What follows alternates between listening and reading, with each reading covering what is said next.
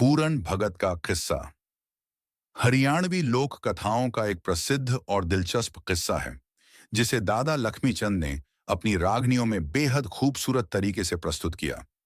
यह किस्सा न सिर्फ हरियाणा में बल्कि पूरे उत्तर भारत में अत्यंत लोकप्रिय है। पूरन भगत की कहानी त्याग, भक्ति और तपस्या का प्रतीक है, जिसमें प्रेम, पीड़ा और समाज की बुराइयों का सामना करते हुए जीवन के कठिनाइयों से गुजरे एक व्यक्ति की यात्रा को दर्शाया गया है। डरा दिलाना कहानी की शुरुआत। पूरन भगत पंजाब के एक राजा सलवान का पुत्र था। राजा की पहली पत्नी का नाम इच्छारानी था और पूरन उसी रानी का बेटा था। पूरन का जन्म राजा के लिए अत्यंत खुशी का कारण था, क्योंकि उन्होंने लंबे समय तक संतान प्राप्ति की प्रतीक्षा की थी। लेकिन पूरन का भाग्य कुछ और ही था।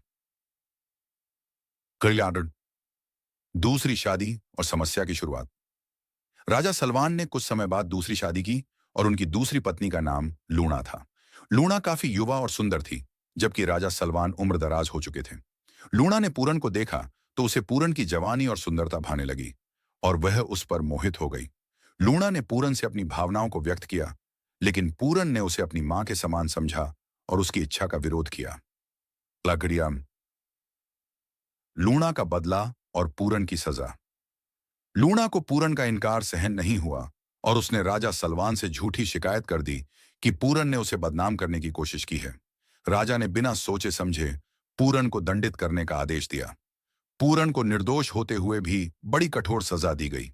राजा ने अपने सैनिकों को आदेश दिया कि पूरन के दोनों हाथ काट दिए जाएं और उसे एक सूखे कुएं में फेंक दिया जाए। यात्रा।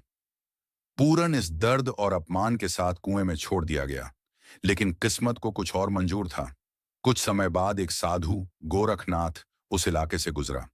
गोरखनाथ ने पूरन को कुएं में पड़ा देखा और उसकी करुणा भरी स्थिति को समझा। साधु ने अपनी दिव्य शक्तियों से पूरन को कुएं से बाहर निकाला और उसके कटे हुए हाथों को फिर से जोड़ दिया। गोरखनाथ ने पूरन को दीक्षा दी और उसे अपने शिष्य के रूप में स्वीकार किया। डडी और पूरन भगत के रूप में पुनर्जन्म। इसके बाद पूरन ने संसार से विरक्त होकर तपस्या का मार्ग अपनाया और भक्त संत बन गया। उन्होंने अपनी शेष जिंदगी भक्ति, साधना और लोगों की सेवा में लगा दी। पूरन भगत की तपस्या इतनी कठोर और सच्ची थी कि वे दिव्य शक्तियों के धनी बन गए।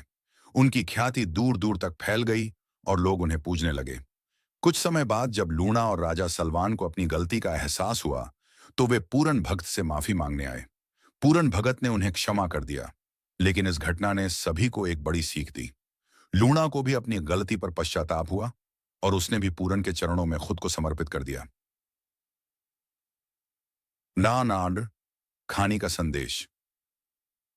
पूरन भगत का किस्सा हमें सिखाता है कि सच्चाई और भक्ति के मार्ग पर चलने वाले को कितनी भी कठिनाइयों का सामना क्यों न करना पड़े, अंततः उसकी जीत होती है।